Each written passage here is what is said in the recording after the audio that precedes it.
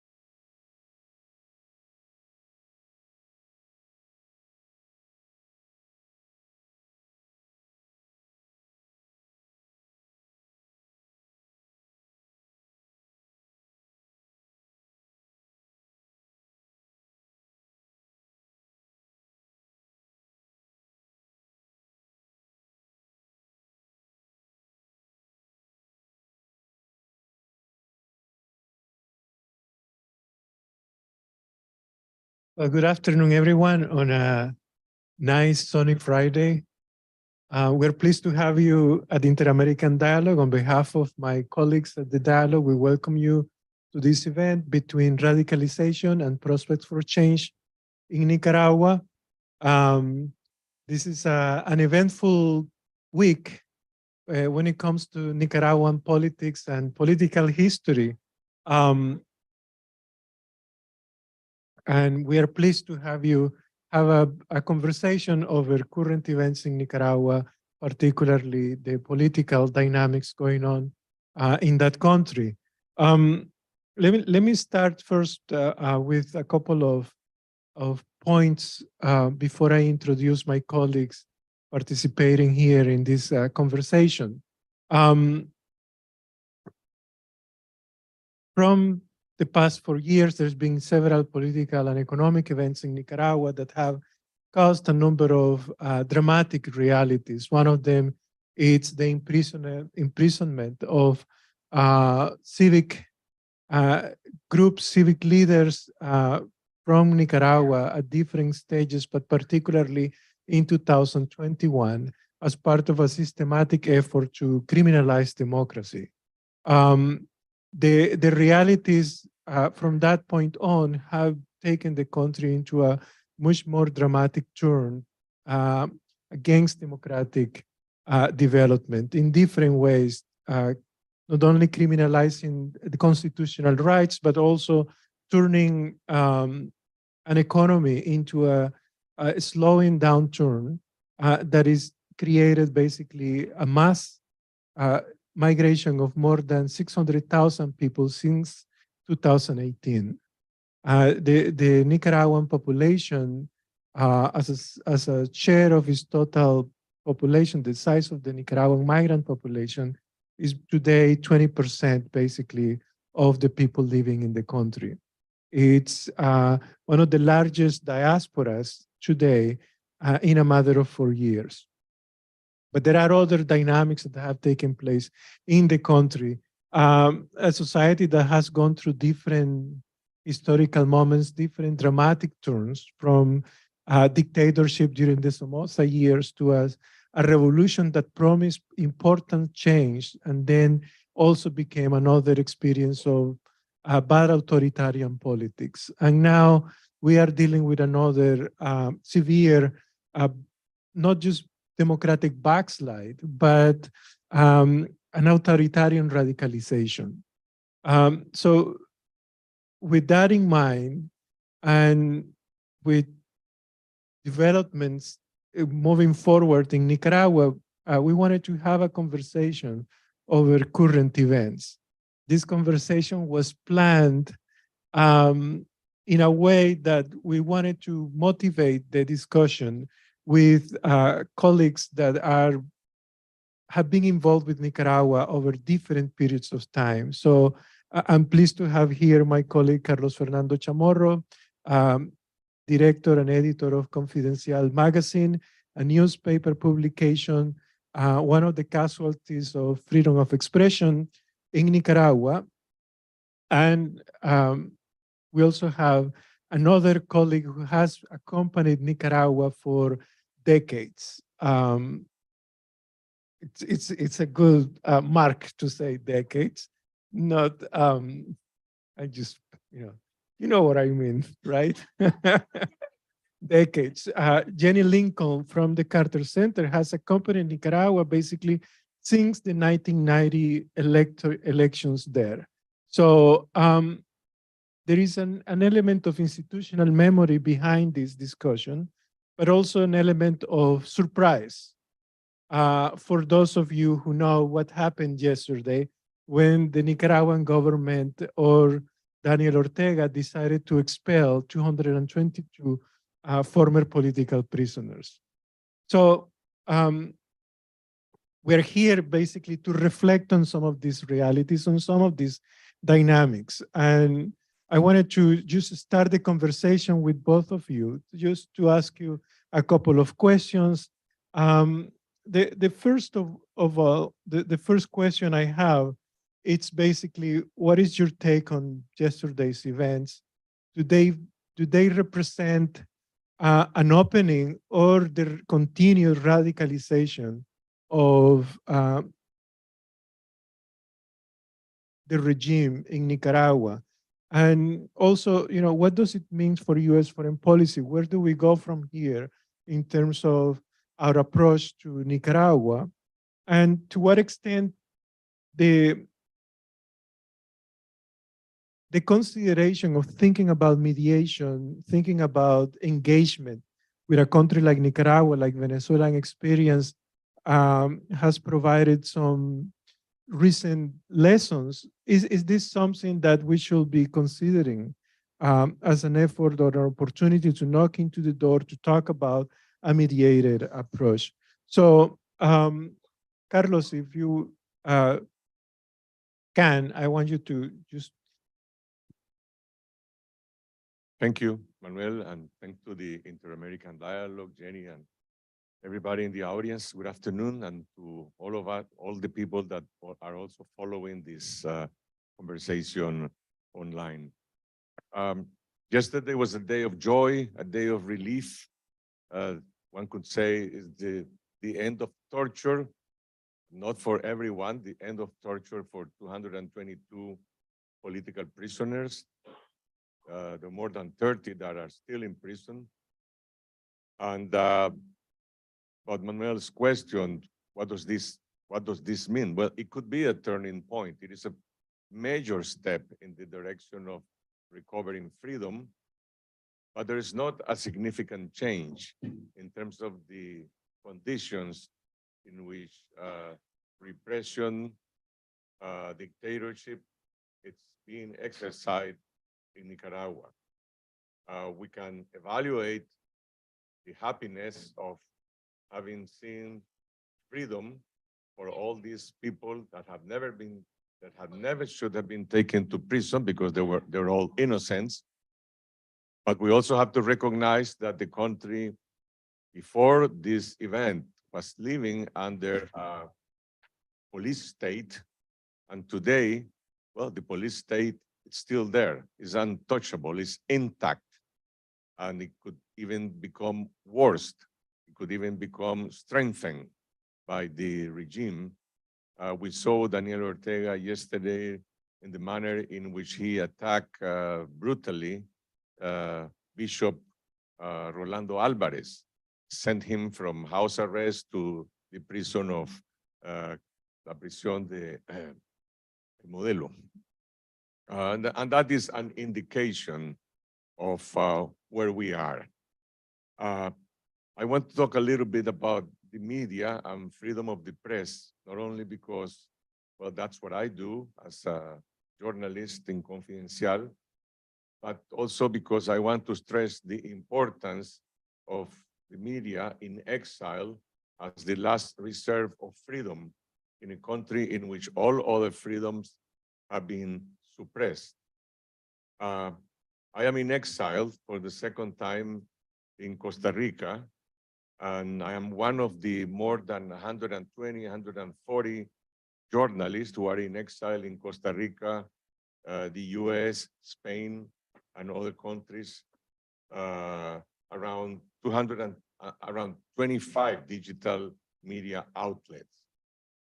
In Nicaragua, there are 3 media outlets that were illegally confiscated. 100% Noticias Confidencial, the one that I direct, La Prensa.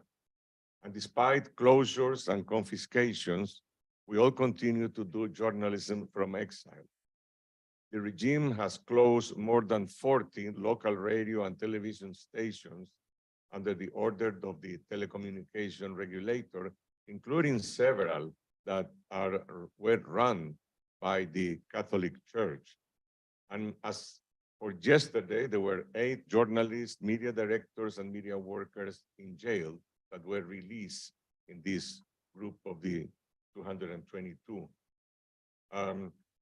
Since 2018, we have been living under a de facto state of exception that has completely shut down freedom of reunion, freedom of assembly, freedom of mobilization, and along with the attack against the press, freedom of speech, also the freedom of expression has been criminalized in Nicaragua, including freedom of religion for the Catholic Church. If 2021 was the year of canceling the electoral process, 2022 was the year of more repression against civil society and the cancellation of civil society. More than 3,000 non-profit and non-governmental organizations have been closed and their legal status revoked. And none of these have changed with the release of the 222 political prisoners who were deported and stripped of their nationality and all rights yesterday.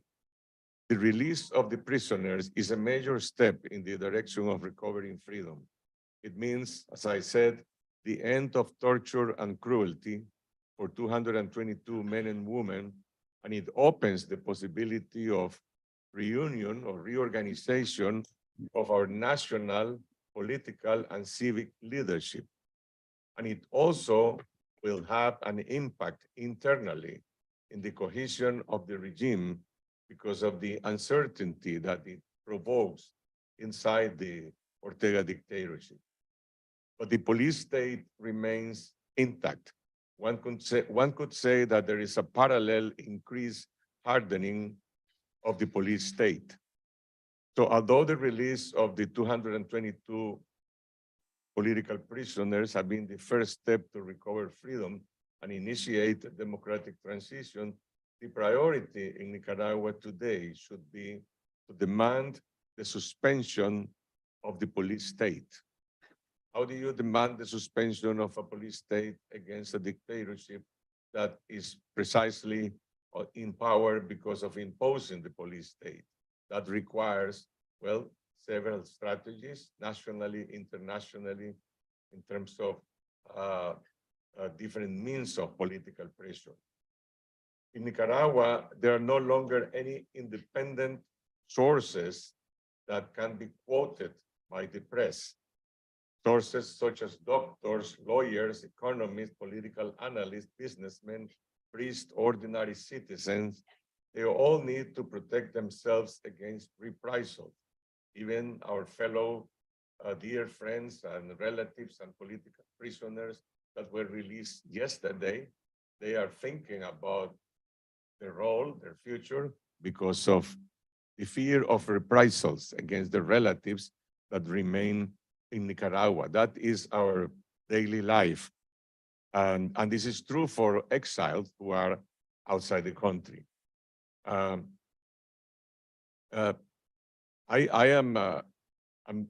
work in Confidential, and I think the media in exile, it's still effective, mostly because we can broadcast our content that is censored in television and cable we can broadcast it through YouTube and Facebook. And because the internet allows the media the possibility to overcome censorship. And so social media, ironically, is a vehicle for overcoming censorship, and at the same time is a vehicle of disinformation that competes with the credibility of the independent press. Journalism in exile is not an emergency stage.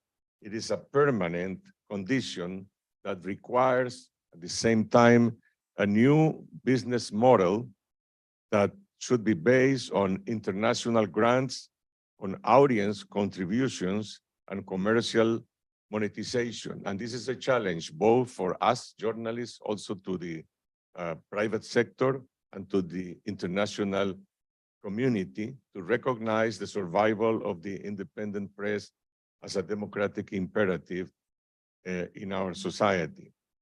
Our goal is not to do journalism in the bubble of exile. Yes, we want to cover migration. We want to cover the lives of Nicaraguans in the US, in Costa Rica, in Canada, in Spain, their achievements and also their struggles.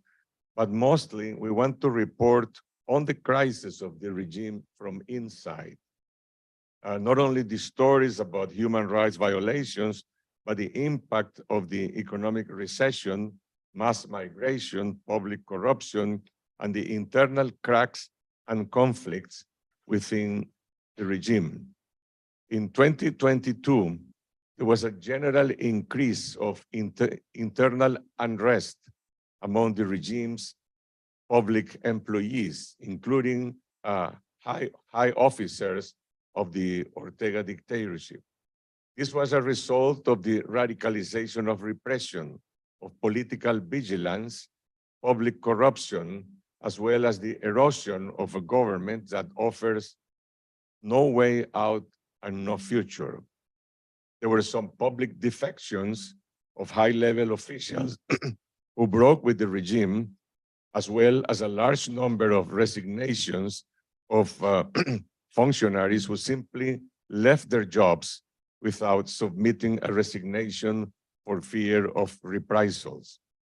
Most of them are people who claim or identify themselves as individuals who did not participate in the repression and corruption and consider themselves as hostages of the regime and demand to be part of a national solution, or at least they have the expectation of being part of a national solution. This is what they have stated through the independent press. The news leaks and the interviews that some high-ranking officials gave to the press in exile about the regime crisis provoked a witch hunt, which culminated in the arrest and imprisonment of several public officials and operators of the regime. At least 5 of these officials were released yesterday, along with the political prisoners, while the regime kept in El Chipote the former head of police political espionage, Comisionado Adolfo Marenco, who was the chief spy of the Ortega regime. This trend of growing discontent among public employees, both civilian and military, reveals the tensions of the dictatorship leadership, and that will continue because of the uncertainty that will be caused by the release of political prisoners inside the government and because of the deterioration of its own political base. But these tensions can only deepen and open up further if there is more journalism and more information and more external political, diplomatic, and economic pressure and a gradual recovery of the civic space. So I finish just by returning to my main point, that the release of the political prisoners put the demands for the suspension of the police state on the priority of Nicaragua's agenda to the transition of democracy. Thank you.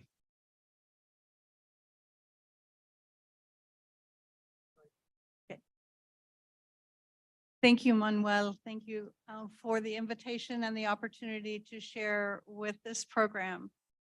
I want to start with Nicaragua and the international context. Nicaragua is a case of, thank you, the prime case of democratic backsliding in the hemisphere. If you look at the calendar and go back to, I'll work on this, okay. Context. If you go back to 2006, count back to 2006, 16 plus years of the regime of Ortega, that is a generation in Latin America. That means a generation of people have lived under this current regime that has done nothing but reduce the privileges, the rights, and increased repression over time. Since the social uprising of 2018, the repression, violation of human rights has set records in the hemisphere, attacking the church, attacking the non-governmental organizations. Carlos Fernando mentioned closing over 3,000 NGOs, basically eliminating the civil society participation, systematically eliminating the opposition. No other country in my lifetime as a political scientist has seen 7 presidential contenders be jailed for almost 2 years. And so Nicaragua has set records in repression, democratic backsliding, and has eliminated right now possibility of having young people know what democracy really is. Unfortunately, Nicaragua has fallen from the hemispheric agenda. It's amazing that, and those of you who have participated in this forum know that Manuel started this, 6 weeks ago, we're planning this activity, and had no idea that we would be here today in such an historic moment as the release of the 222 political prisoners. See if I can manage my papers here. Here we go. Okay. Unexpectedly, yesterday, we celebrated the release of these political prisoners. And so we must take advantage of the news of this and use this to put Nicaragua back on the hemispheric agenda. This is an opportunity to raise the crisis of Nicaragua back to the hemispheric agenda, looking at the international community to provide some kind of pressure. Again, for the past 2 days, the conversations have been what to do to break the logjam of a dictatorship. How do you address a police state that has been created by the government? How do you restore the rights? And especially now that a significant part of the political class was put on an airplane and sent to the United States. First, we must remember why these political prisoners were political prisoners. Who were they and what happened? They came from across every sector of Nicaraguan society, from the political parties, from the leaders of business and agriculture and indigenous leaders and school teachers and students, from every sector when you look at who arrived on that airplane. And what were they doing? They were supporting democracy or fighting for democracy inside their country.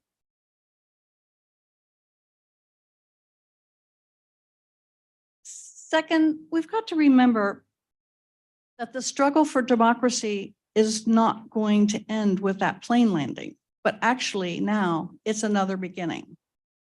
And it's a beginning that's going to require new strategies, new players, new people, and new attacks on the restoration of democracy. That is going to have to come from not only within Nicaragua, as difficult as that may be, but it's going to have to come from the international community. Look at the struggle that continues in terms of the increased migration, the questionable economy, the increase of repression, and the increase of the threats of repression. Everything that Carlos Fernando was talking about in terms of the media means that there is a threat of self-censorship and a threat of being able to work from outside the country and still get the message inside the country. The international community must increase its efforts then to pull back the curtain on what is the dictatorship in our neighborhood. There's an opportunity, a near-term opportunity in March, and that is the Summit for Democracy and that's going to be held in various parts of the globe, including Costa Rica and the United States. The others are Zambia, the Netherlands, and South Korea. But there are two venues that are in our hemisphere. And so this is an opportunity for the diaspora, also the neighbors, the sympathizers to democracy, as we are in this room. And again, it's an opportunity to raise the visibility of the crisis of Nicaragua. Let's not, the people in this room and the people online, let's leverage the celebration of the arrival of the 222 political prisoners. Give them a little bit of space to recover from this trauma, and then re-energize the effort to stop the backsliding of democracy in Nicaragua. And with that, I'll pass and we'll see next session. Thank you very much. I think one of the main questions is what kind of response can you give given the continued radicalization of repression? There is another aspect that we don't discuss, but is the one that will be the subject of the quiz. And it's about the Nicaraguan economy. Let me point out first that the economic model that Nicaragua has been following is one that the IMF describes as a state capture. And the definition of the International Monetary Fund of a state capture is one in which there is a situation where public officials engage in embezzlement, extortion, intimidation of the private sector for the purposes of enriching themselves, their families, and their associates, often referred to as kleptocracy. There is no doubt, I mean, there is plenty of evidence of the extent to which there is systematic kleptocracy in Nicaragua, not just by the immediate relatives of the Ortega and Murillo family, but also to those connected, immediate, less immediate relatives and those within the circle of power. A structure that is composed of at least 300 individuals that have basically the functional capacity to administer the state. But within that context, in order to provide loyalty to the regime, they benefit from economic favors. Those economic favors today have been exceeded the levels or even of the discretion provided by the regime itself that has led to purges from the state, from the family alone.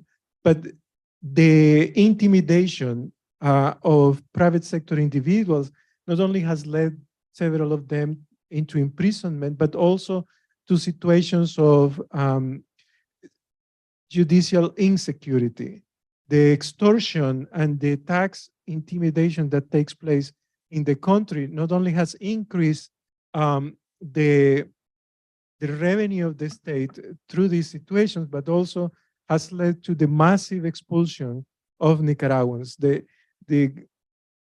extent of economic growth in Nicaragua in the past few years has been driven mostly by migration, by family remittances. Last year, for example, remittances increased 50%.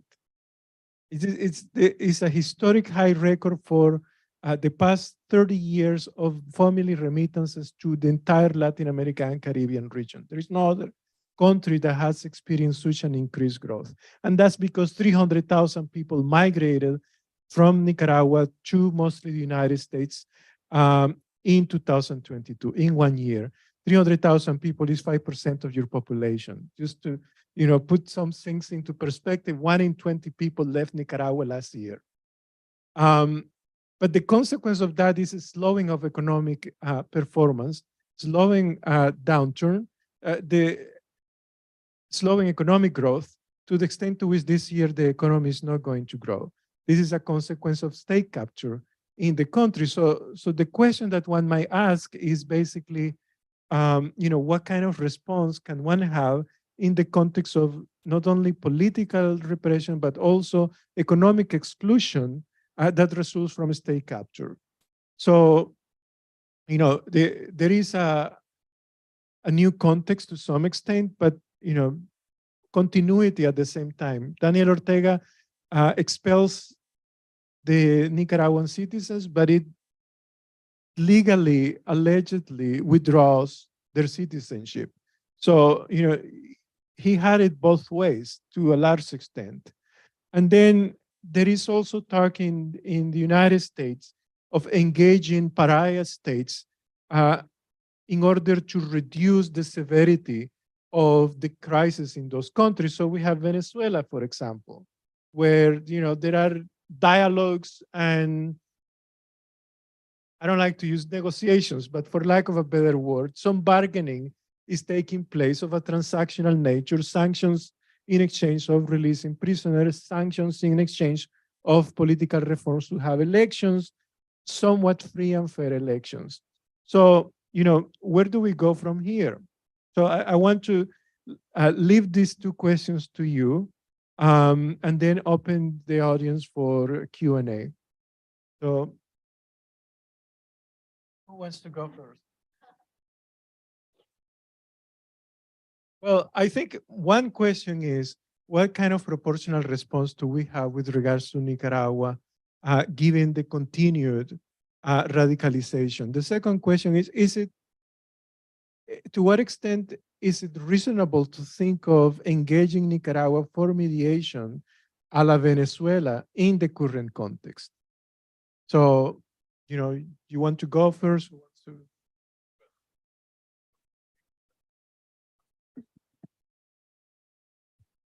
What? Is it okay? Hello? Okay. I said, I'm not a policymaker. I'm used to ask questions to policymakers. I can only say that, yes, there is a need for a permanent, incremental political pressure, international political pressure that should have an impact internally in Nicaragua. Having said that, I believe the release of the political prisoners, even though it is in this context of expelling them and taking away their political citizenship and rights, it will have an internal impact, even though it is not the same to be outside your country, but the fact that the political leadership of the country is not longer silent, is no longer imprisoned, is no longer incapable of developing political strategies, it is a change, okay? But that's not enough. We need more. What kind of international pressure could have an impact in Nicaragua to force the regime to restore freedom of reunion and freedom of mobilization or freedom of expression? Okay?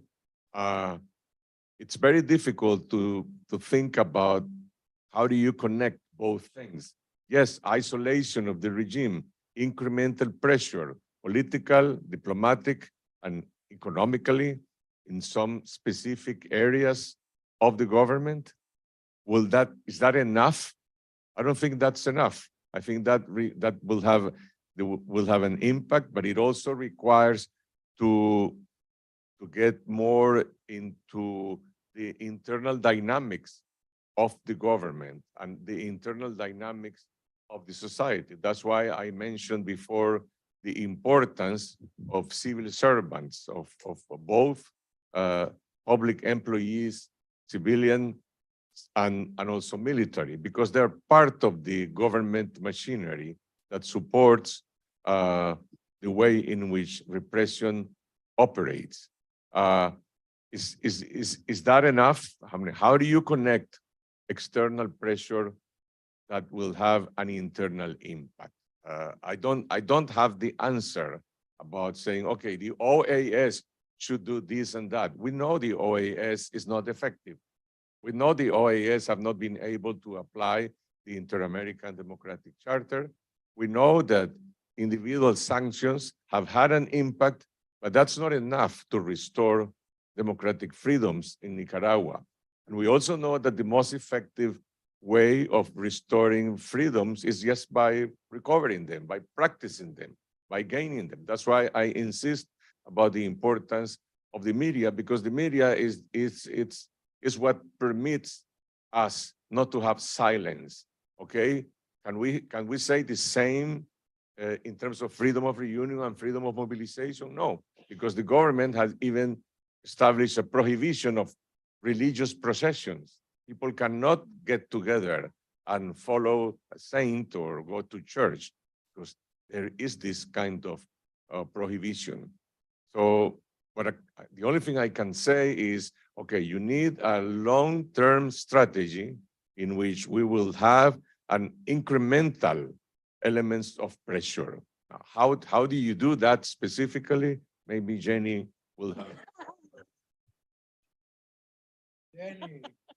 Oh, thank you. Thank you so much. Thank you.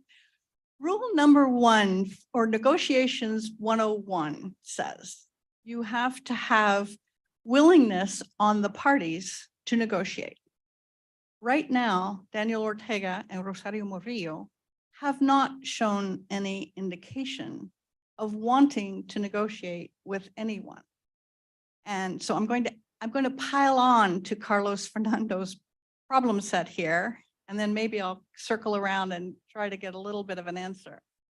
But first of all, there have been many attempts by the United States, by other countries in the hemisphere, by the Vatican, by other international organizations to try to reach Ortega and Rosario Murillo to help mitigate the crises, the internal crises. None have worked. There have been offers, new offers in this past year of new actors that have been met with either silence or rejection. So one thing is, until there is some indication of wanting to negotiate, whatever, I mean, first is the willingness to negotiate, and then you have to have the building blocks of the negotiations, one side and the other side. Now, one just little thread that has gone through my mind as Carlos Fernando was talking was, my mother was an elementary school teacher in Ohio. And with her students, young students, she said, there is an expression, you can lead a horse to water, but you can't make it drink. And her retort to that was, but you can take away the oats and make it thirsty. So the question is, what would make Daniel Ortega and Rosario Murillo thirsty? Now, I will confess that yesterday morning, I thought the thirst had arrived. I thought when the announcement of the political prisoners' release was made, I thought, this is a chink in the armor. This is a sign. This is a signal that might like to engage. And I was very happy with that all day until the news hit of the elimination of citizenship of those political prisoners. So while there was, one hand going up in the air, then it turned around and slapped down. And that is what this regime has done repeatedly. So it's very difficult to crack into the mindset to say, what would it take? What do you need? And as much as Manuel has studied the economy, we also know that the Nicaraguan economy is not suffering enough for someone to blink. So I guess I'm piling on to your problem list, Carlos Fernando, in terms of what happens next. I'll circle back around to say, old things haven't worked. We need new ideas. We've had some new players try, and new players, new actors, new voices have to continue to try. I think the United States has continued to try, but we haven't gotten through. This is now we're working on, it'll be 2 generations of Nicaraguans who know this type of repression if we don't get some creative thinking to crack open the dictatorial box. So I don't have an answer either, but I do have eternal optimism that when things like this happen, when we do celebrate the arrival of the political prisoners, and I'm not asking, them to bring the solution either. They don't. They're going to be outside the country. But there's going to be, number one, there is, and believe me, it'll have a shelf life, but there is a focus right now on Nicaragua. We've got to leverage that. Number two, we have seen some cracks inside the regime. When you imprison the head of intelligence, where are the cracks? And so we have to understand that there is some issue inside the regime that may be a symbol as well. So I guess the only message I have is we've got to keep trying. We got to keep trying and to look for innovative ways. And in the meantime, help protect the people. I see Tanya here, to help protect the Nicaraguans from the humanitarian disaster that comes with migration leaving the country. I'll stop there. Thank you. I will just argue that in totalitarian regimes with narcissistic and egomaniac leaderships, Tell us how you really feel, Manuel. there is, theoretically, as an academic, he fits that definition. They fit that definition of narcissistic and egomaniac individuals. And the signaling is there. They're saying, yes, but I want you to hear me no. So you got to take what you get. And unfortunately, as difficult as it is, you are dealing with complex and non-cooperative partners.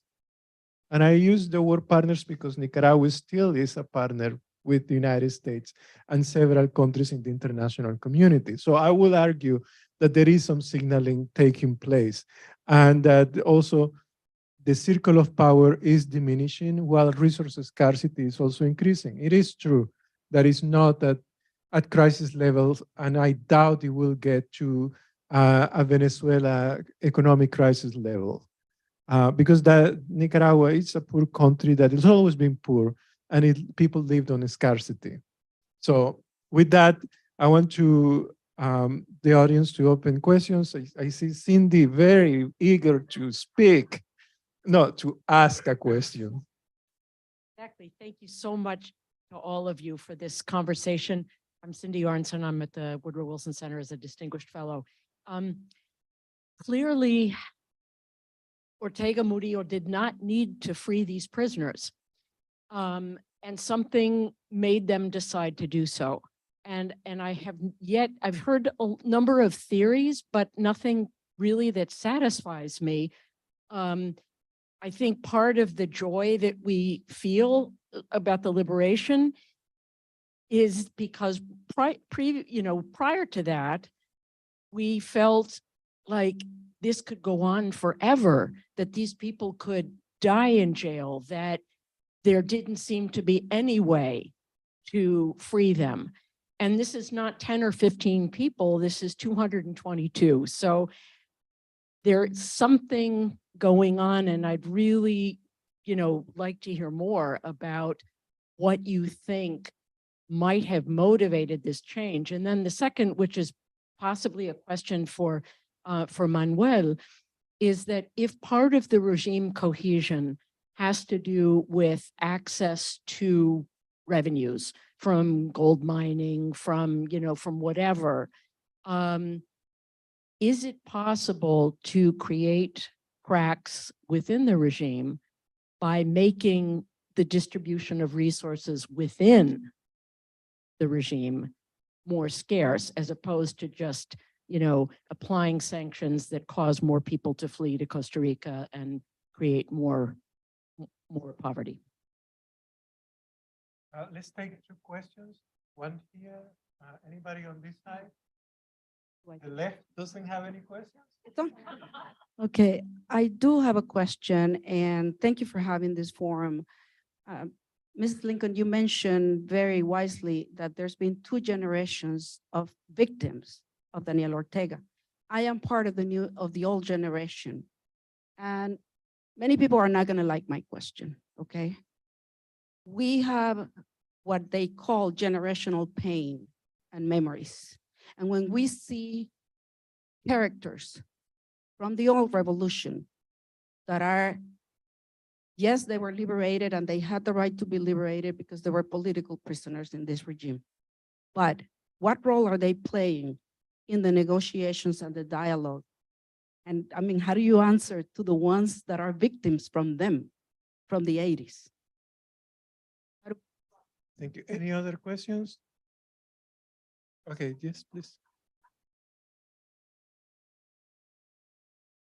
Wanted to know a little bit more, Carlos Fernando, you mentioned, and this also is very similar to the question that the other lady was asking, the potential diminution of support within the Ortega basis. Can you give more information on that? Let's start with Carlos.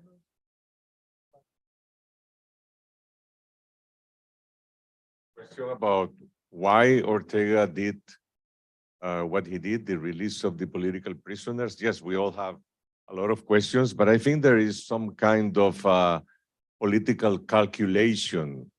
On the one hand, okay, he is trying to eliminate the main source of external pressure.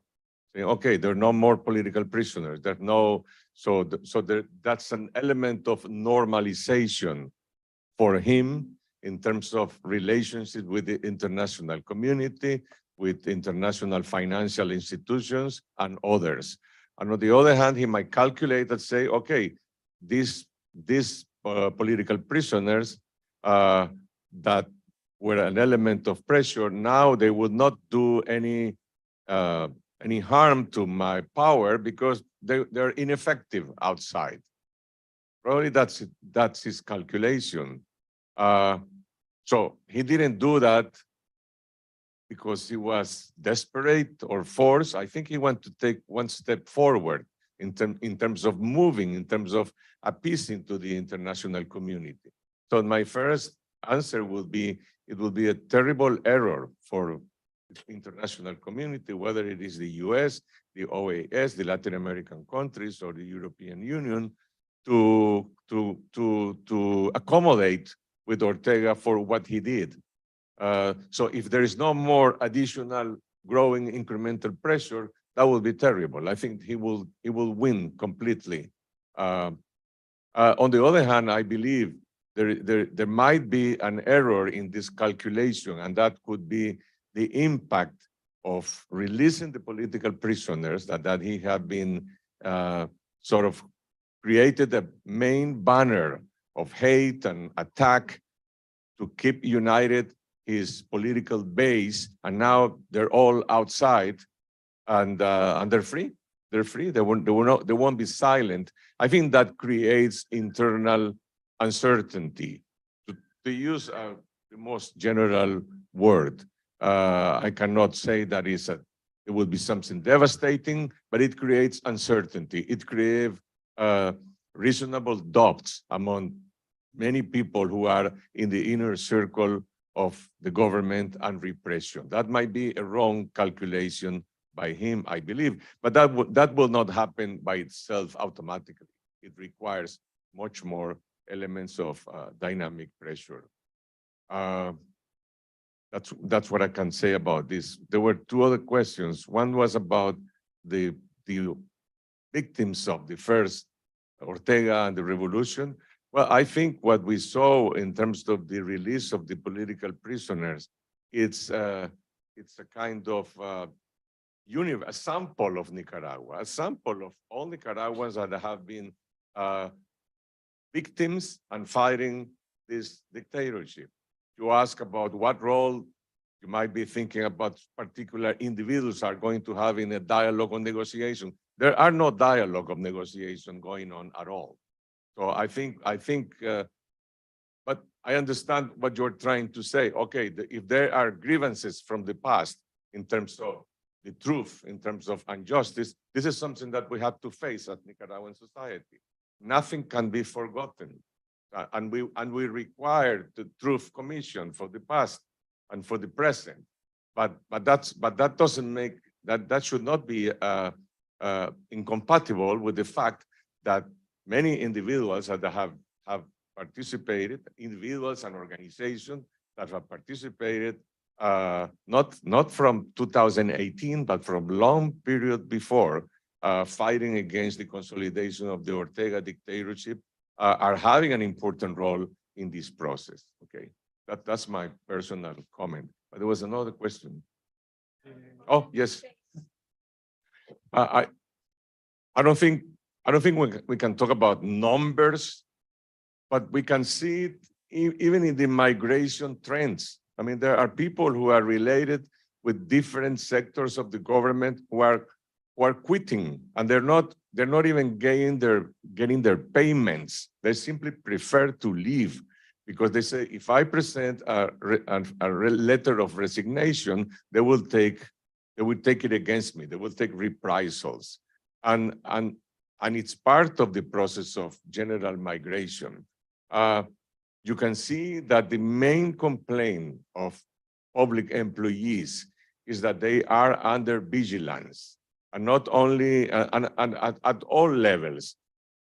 We can see in the polls, it's very difficult to think how much we can trust the polls in Nicaragua, because this is a society under fear. People do not trust to each other, and they don't trust people who are calling them from a cell phone, but there is a general trend and an indication in which, yes, there has been a permanent data even in those polls in which the support for the Ortega regime has a rank from 15 to 30%. Probably the media is about 22, 25% of those supporters. And I think that will cover also public employees themselves. Public employees are not full supporters of the regime. You can see that all over the place. And there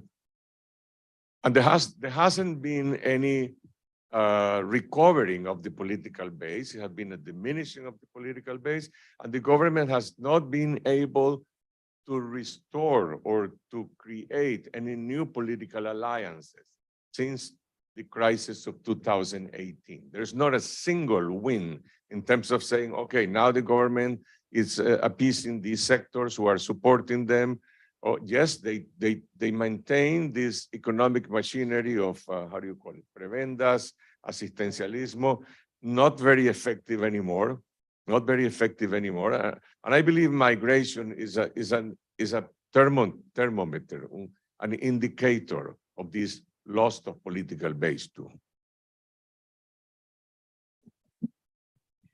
No, the only thing that I would add is the narrative that the Ortega regime has put out with the release of the political prisoners as something as being patriotic. And this is the narrative, that this is for the love of the country. We have let these people leave the country and they're gone. And so it's been an interesting way to explain to their base, to their supporters, why the people were let go after being imprisoned for 2 years. Thank you.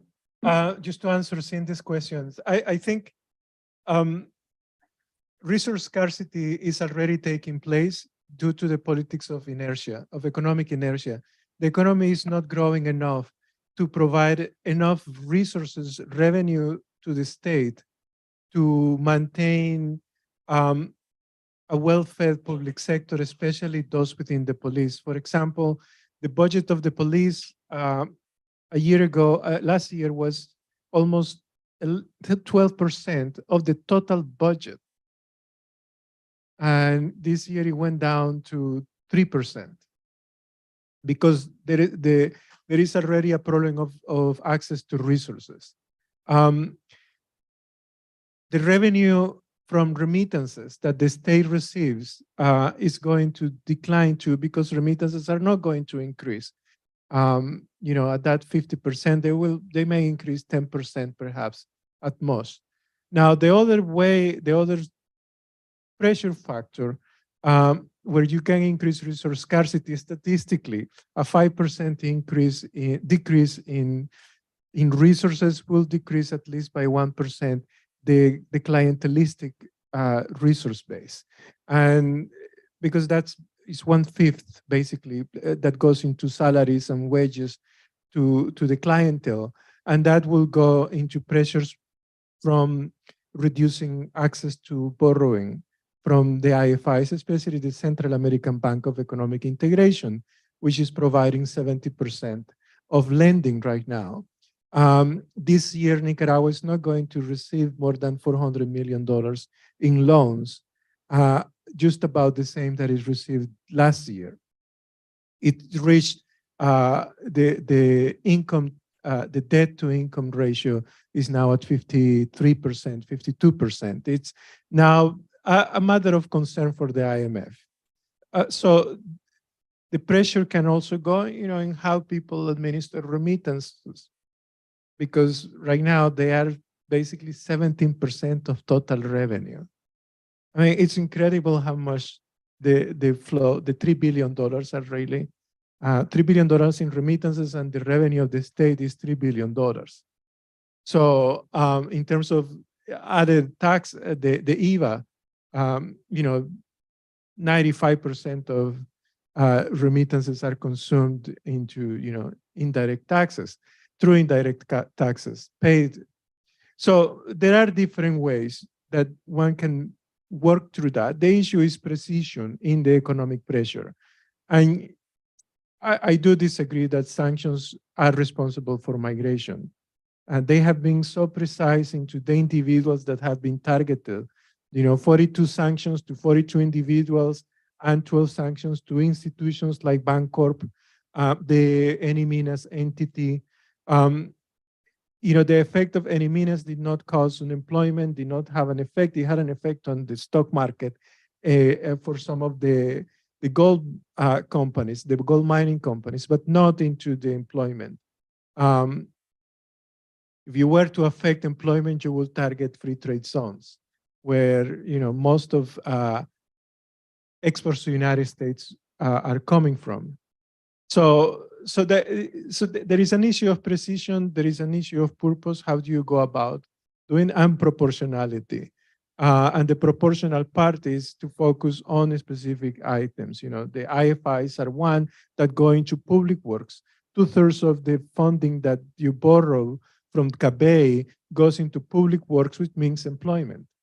And that's clientelism.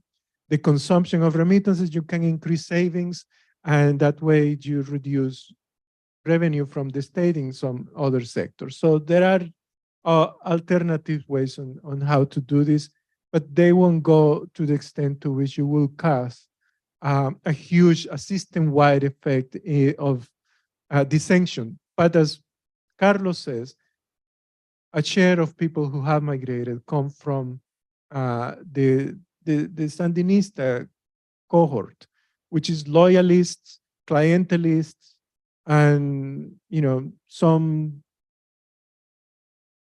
groups that are part of the repressive regime. I mean, one of the prisoners released includes, you know, one of those who participated in the repression, the Chino Enoch. So, any questions here? We have one here, 2, 3. We also have questions through Zoom, so we have time for that. Hi. Hello? Yeah.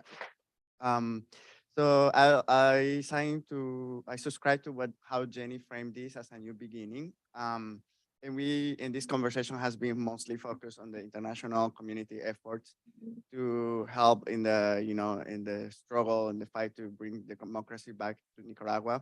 But it's not surprise to many of us yesterday that we saw a lot of political exiles, the opposition, members of the opposition who are exiled in Costa Rica, who are here in Washington. And I was wondering, and also I don't mean to put blame on the opposition for their incarceration, but it's not surprise also that there were mistakes and failed attempts at unifying before the elections in 2021. My question is, what lessons must the opposition draw from this whole experience?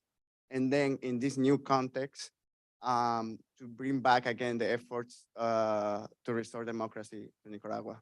Thank you. Can you please identify yourself so we know?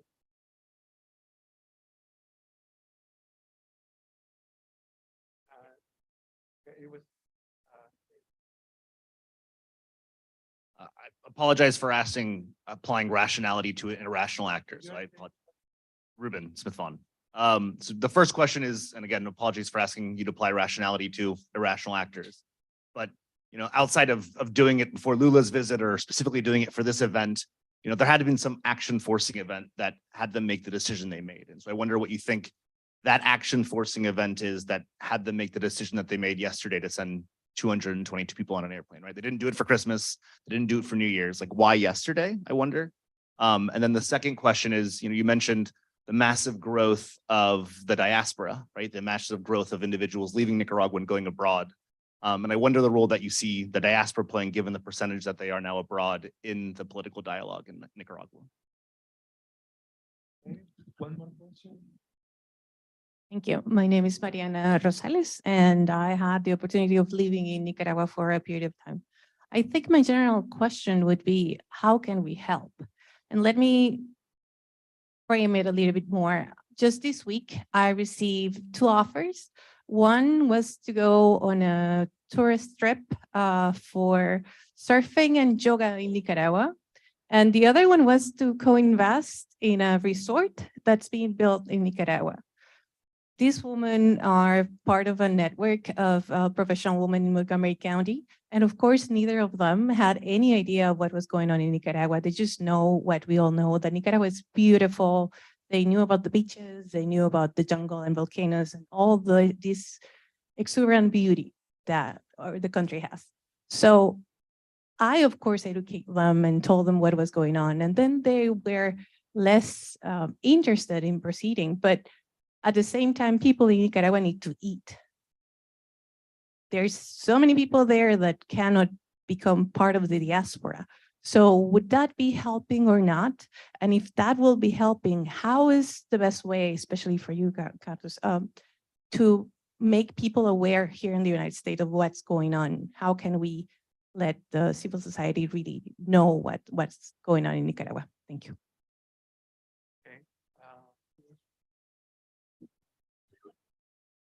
I'm going to pick one here, and I'm going to go for the irrational actors, trying to do some rationality on irrational actors. I don't think there was a reason this time. I think that Rosario Murillo woke up one day and said, gee, this is a good idea. Let's just do it. I don't think there was no holiday. There was no, forward planning. The other thing, I think we should actually be grateful. She's very impulsive.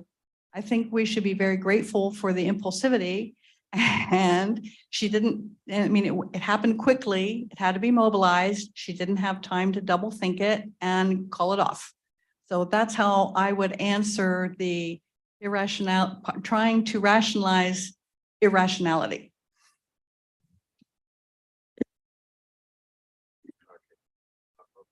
Comment on the other 2 questions. the question about the lessons of the opposition is something for which I cannot talk for the opposition. I can give you my own personal opinion, my view as a journalist, as someone who has been involved in this process, but I'm not responsible for any particular organizations or decisions. And I think this is something, it's an important question about for reflection for those who were released yesterday, for others who are part of the process of trying to rebuild networks and bases of political support or civic support in Nicaragua, and who are also trying to unify a view towards the international community. My personal view is that something that should be at the center of these discussions about evaluation or lessons had to do with the necessity of preserve the civic struggle as a permanent vehicle to confront a dictatorship. The April Rebellion was a civic explosion, as a popular explosion that in 100 days put in check a dictatorship, and it was very close to produce a political change. We could discuss about why that was not possible, why the Ortega government resisted, and then it came the first wave of repression that was very brutal in terms of paramilitary attacks, aggressions, imprisonment, exile, etc. And then we had the second national dialogue. In the second national dialogue, there was a surprise, some agreements that the government signed with the opposition, and it was never committed to those agreements, only partially to release political prisoners. And then we went into like the third stage of this process, that was the electoral process of 2021. And I think I saw myself at least some kind of a separation between the civic struggle and the electoral strategy and the electoral struggle. Electoral struggle was important and necessary, but at one point there was a divorce between the civic struggle and the civic organization and preparation for elections. Ortega simply decided to eliminate election, and he eliminated both at once. And that's the result, is all these prisoners that were released yesterday. So what I'm trying to say is, okay, what is the future for transition of democracy in Nicaragua? Do we want free and fair elections? Yes, okay, but how do you get there? How do you get there under a dictatorship, under a police state? You need some other forms of resistance, of civic resistance, political resistance, in order to balance the level of power. That's the way I see it. And with your question, I think that's very, very important. I mean, we've been through 5 years of crisis, almost 5 years, 4 years and 9 months or whatever, since April 2018. And I think there's a major threat of what I would call the normalization of dictatorship, a normalization of repression, the status quo that the regime wants to impose.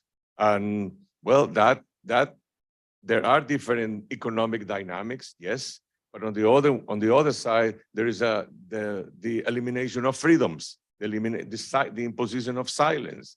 And that's why I insist on the importance of fighting against censorship, fighting against silence, and supporting, well, the networks of the independent media in exile. And I want to do I'll go for that commercial.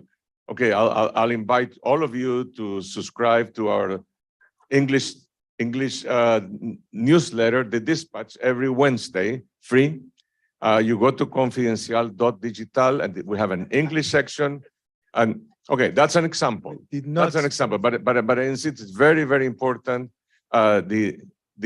This battle for quality information, this battle against disinformation, against censorship, and against the imposition of silence.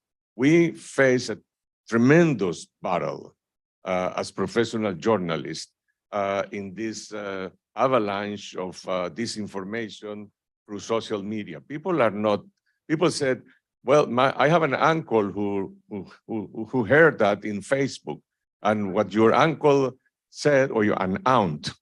My aunt told me that she read that and doesn't care about whether this information has been verified or not. It doesn't care about the source of the information, and that's the way in which we are trying to confront this battle these days. So normalization of dictatorship, it's a major threat and major. We had some questions from the audience in the cloud. One of the questions is about, similar to what the colleague in the audience here said, the earthly colleague. What message to the Nicaraguan opposition do you give with this experience that just went through of the release of the prisoners? The other question is, what are the views on suspending Nicaragua from CAFTA? Let me take on an answer to that. The views is a little bit along with seeing these questions on the economic pressure. Suspending Nicaragua from CAFTA won't have an effect on, okay, let me take one step back. Authoritarian regimes do not fall under true economic crisis. Democratic regimes do. You know, if you fucked up your economy in a democracy, it's over for you. But in a dictatorship, it actually feeds continuity because you are the main provider. And that goes to the issue of economic growth for everyone and opportunities for everyone in a dictatorship. The IMF and the IFIs need to be clear that we're dealing with a state capture. If you want to continue giving resources and to promote foreign direct investment in a country like Nicaragua, you have to eliminate state capture. Eliminate corruption, kleptocracy, intimidation, etc. And address judicial security. It's just as simple as that. And then we can promote even more economic growth. At the same time, you need to inform people of the magnitude of repression that exists, including tax intimidation, tax extortion, etc. I mean, it's systemic. If you want to do business in Nicaragua, you need to have a relationship with the state and the operators of the state. Just one thing, Nicaragua's political culture is atomizing. Nicaraguans have this free rule. No one is right. Everyone is not, the process of elimination. No one is qualified to rule. I am qualified, but don't ask me why. And then when it all fails, you pray to God or the United States that they come to save you. So you have to break that. The lesson for there is no opposition in Nicaragua, but there is an emerging civic movement. And it's coming from different groups. There are at least 3 main groups that have been trying to form something of a critical mass of civil society individuals that want to become a political opposition. Far from getting there because you are not even able to get into the country. There are political networks. In fact, the grassroots leadership, what they tell you is, we want to continue the struggle. We don't want to migrate, but we need jobs. So how to address that? The first is to restoring hope to Nicaraguans with a unified leadership. Unified does not mean kumbaya, that all of the groups in the left, the right, and everyone, but that you actually deposit some minimum level of trust on those groups that are right now trying to promote something, and do not problematize or just single out that that's because it comes from the left, they should not be allowed. Because then, you can start very easily, but it's part of the process, it's part of the process of trusting and building, sharing tasks together. It's not an easy process. Right now, there is a promising movement in Nicaragua. It will fail, unfortunately, because the atomizing nature of Nicaragua's political culture is deep rooted, but from that failure, there will be a leadership that will try to give face to a formidable dictatorship. So, you know, there is no perfect solution to Nicaragua, but you will have a democratic transition that may start in 2 years.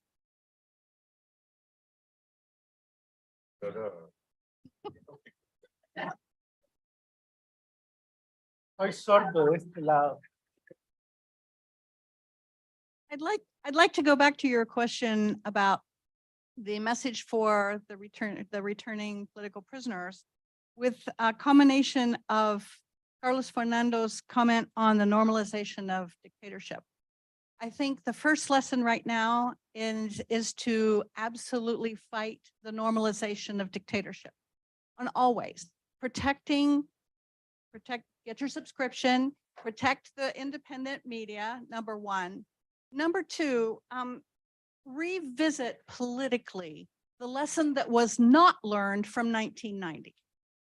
And the lesson that was not learned was that it was the UNO coalition that united a boatload of political parties to that coalition, ranging from the Conservative Party to the Communist Party, was a member of the coalition because the Communist Party thought the Sandinistas were wimps.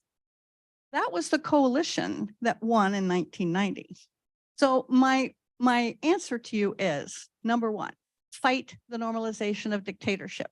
Number two, protect the gains that actually do exist in terms of the independent media that exists, even if it's outside the country, it still reaches. Number three, don't give up the struggle, but remember that the atomization, and that's what it is, of the political class in Nicaragua will never overcome a Sandinista party or any party that has 28% of the support. Okay, we have space for 1 or 2 more questions. 1 and 2.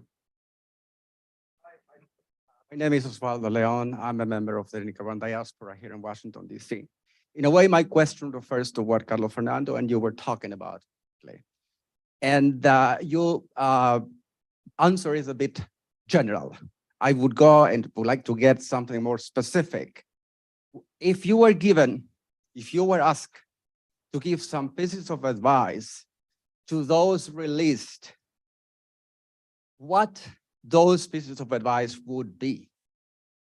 Because we just mentioned it refers to other points which are important. And I would like to get your more viewpoint, because you have witnessed transitions in the fragile and difficult countries, and you have dealt with different political figures. So what would be your answer? Okay, a quick answer to that. Number one, I would get some sleep. I asked the people returning here to get some health care, some psychological counseling. I cannot imagine what it is to be confined for 2 years. I would ask them to walk gently and to take care of themselves first. Second, when they're ready, then to write reflections of what they experienced, the lessons learned from that experience, and then, and really, and only then begin to try to think about what's next. I would hope that they don't jump too quickly into the fish pond, but really take some time for some self-help and some care. But then really reflect on what they experienced, not just in prison, but beforehand, politically. Because I was amazed at seeing the voices yesterday so energetic. I expected something different. I expected people to be shell-shocked and to be depressed. And the level of energy that was in that ballroom, that I was really amazed. So they need to marshal that energy too, but understand that it's going to be a process, a transition process for humanly. Then yes, in terms of the longer question about transition, I'll go back to preparing society for for combating the normalization of a dictatorship.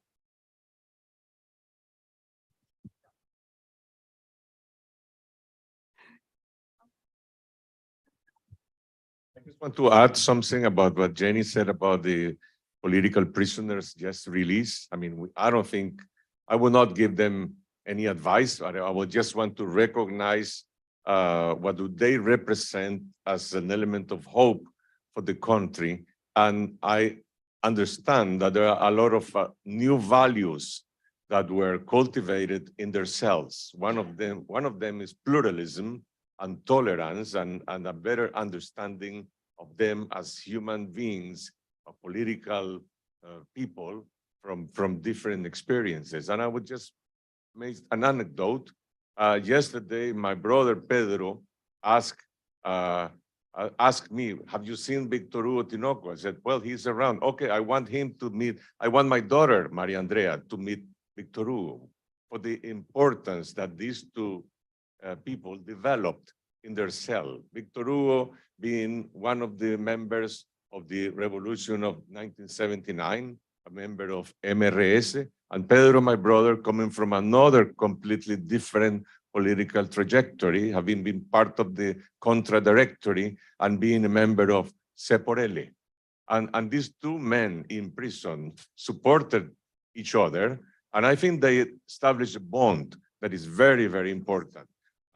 We invited some other political prisoners just released to be here, and several of them wanted to be here, but one said to me, I have to talk to my cellmates. I haven't seen them, and I need to talk to them today. So these human bonds, political bonds, and in terms of values, I think they have an enormous potential. So I don't think we have to give them much advice.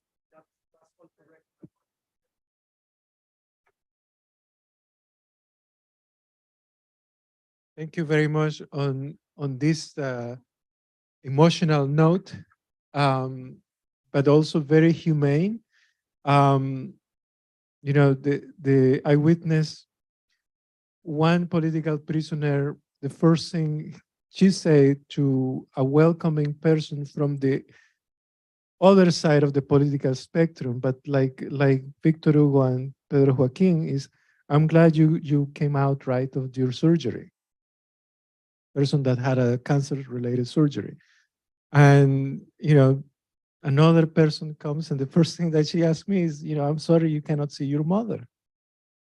So the human nature, I think, is the one thing we need to evoke during these points in these difficult but hopeful times. And on that note, thank you very much. And we look forward to see you soon with more positive experiences. Have a good night and a good weekend.